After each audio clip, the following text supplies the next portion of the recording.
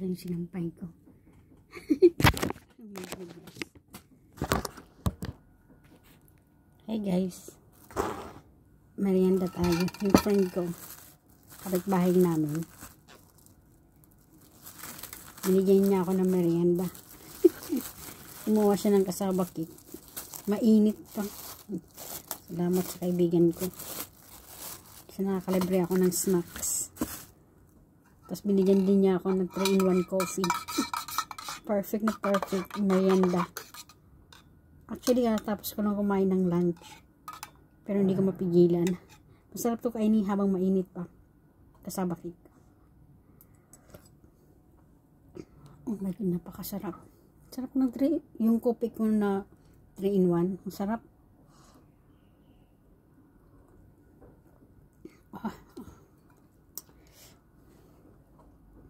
Lalo na ganitong taglamig. Ay, ang sarap. Laging uminom ng malinit.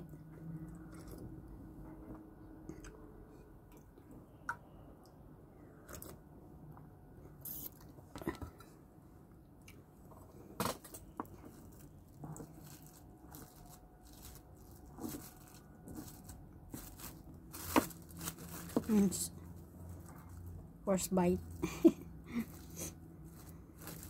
First bite ng cassava cake.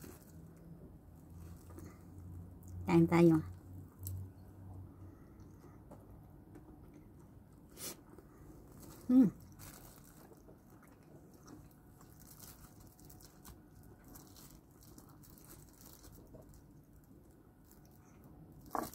Panalo, ang sarap.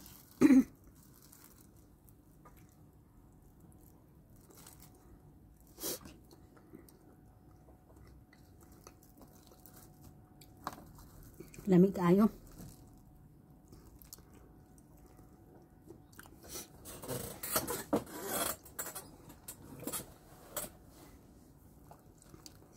Kahit busog na hala.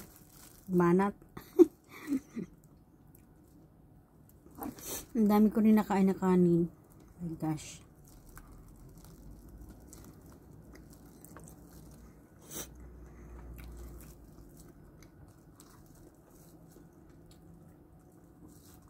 Masarap.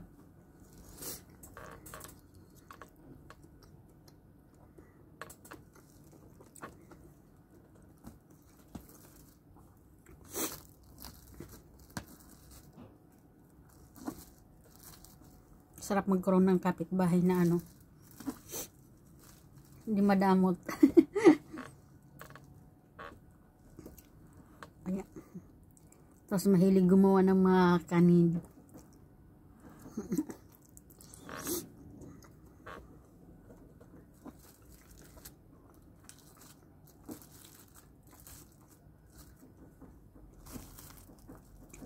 Minsan pag gumagawa din ako ng bread, binibigyan ko rin siya.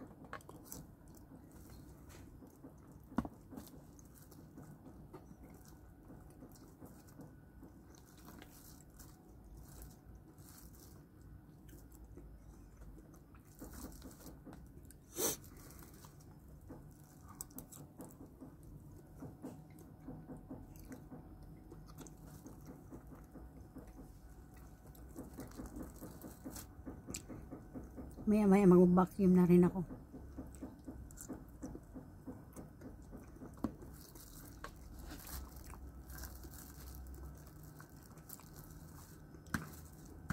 Busog na busog ako.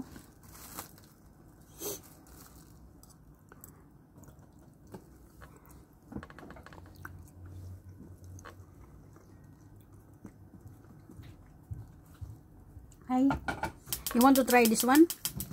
This is cassava cake. You want some more? You want some more? After this one. Now give me your plate.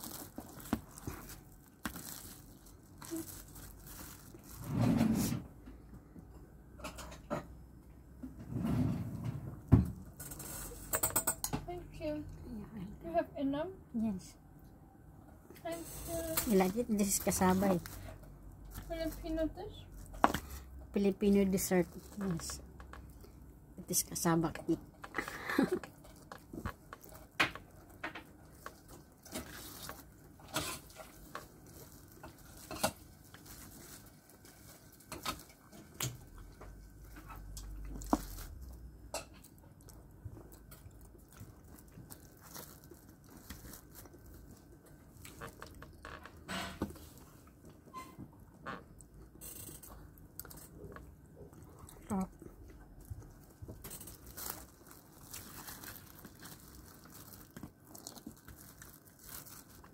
Lamig kaayo. Sugod.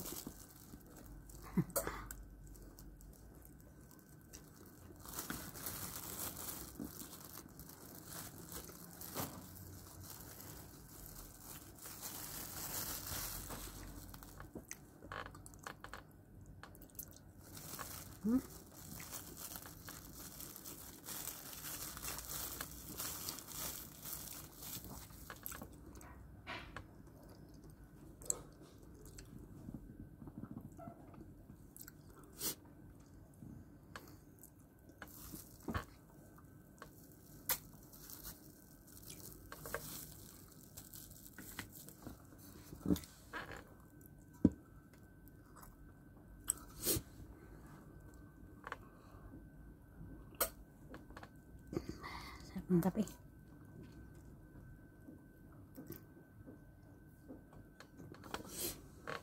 Super busog. Full.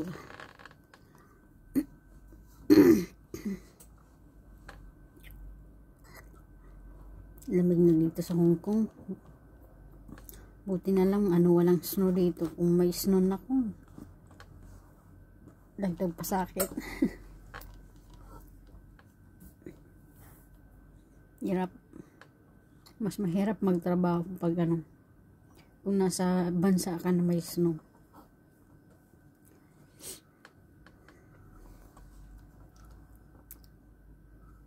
Dito nga kahit walang snow, pag malamig lang, minsan mahirap din. Yung pag na, mahirap magpatuyo ng damit. Tapos syempre pag malamig, patong-patong ang sinusuot. Hindi maraming labahan. Maraming labahan tapos mahirap magpatuyo. Kahit yung washing machine is automatic dry na siya, pero yung automatic dry na siya na hindi naman siya totally dry, na unlike sa ibang bansa na meron ganun, di ba, na dryer na pagkatapos mo mag-dryer, tutupiin mo na lang.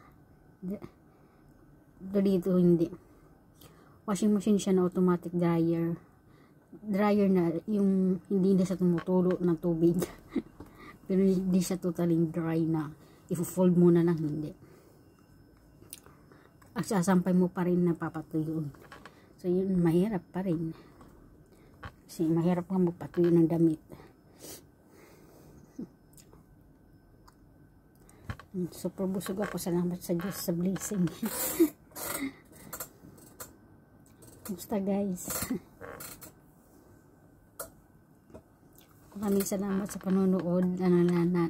Lalong lalo na sa aking team achievers.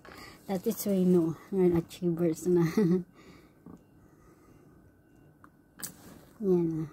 Chika lang muna tayo saglit guys kasi pang premier.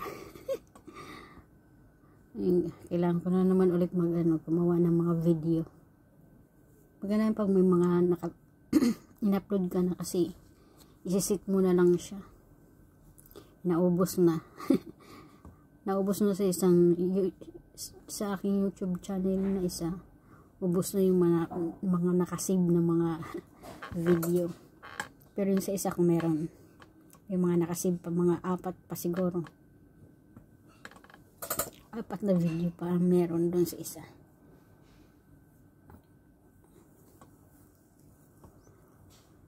Ay, super busog. Pag nasobrahan ka sa kain, mahirap din guys. Kasi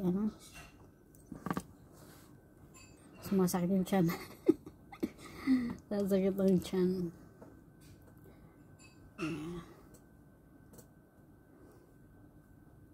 Tapos yung ilang oras guys, 13 minutes lang. Kailangan ko na rin i-continue yung aking work kasi past 3 o'clock na. No, 3:18. Malapit na past 3 o'clock. Pero magbabaking na lang naman ako tsaka magmamap ng sahig. Then after that, siguro mga ilang minutes lang makapag-rest ulit tayo. Then prepare na ng food for dinner.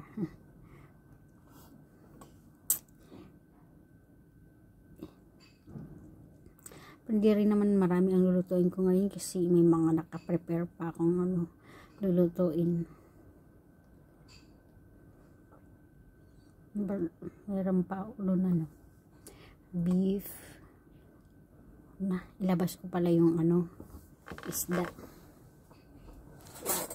Yung nakaraang araw may minarinate akong isda. Ilabas ko.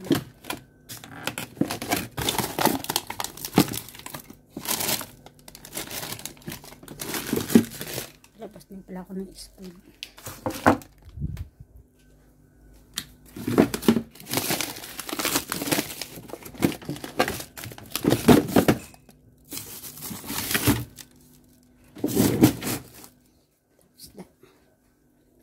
Dinner ko ngayong gabi isda at saka spoon.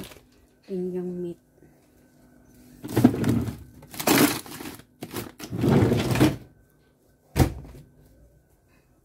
Super busog ako guys. Dami yung kinain, grabe. Kasi katapos ko lang mag lunch. Tapos kumain pa ako ng merienda. Masarap kasi pag mainit pa kainin yung merienda. Kasi yung binigay sa akin na friend ko, mainit pa. Pagong gawa. Ang sarap. Yan.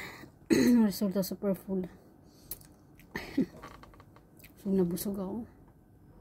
Hindi ko na nakain itong kakain sana ako ng wafer. Lucky nag-message yung friend ko dyan sa kapitbahay.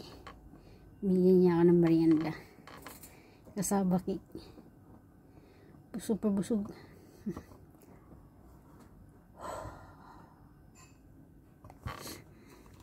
Yung coffee, malap. Bilis lumamig kasi malamig ang panahon. Kaya bilis lumamig yung kape.